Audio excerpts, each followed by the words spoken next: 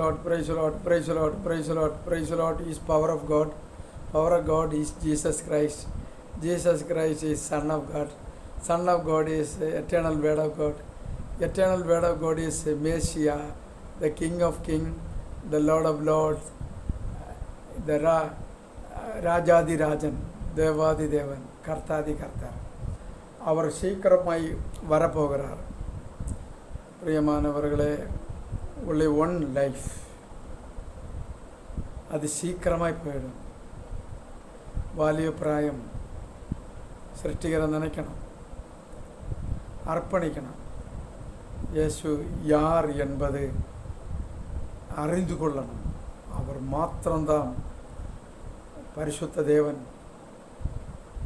உலகிலே வந்து எந்த மனுஷனையும் பிரகாசிப்பிக்கிற அந்த மெய்யான ஒளி இயேசு கிறிஸ்து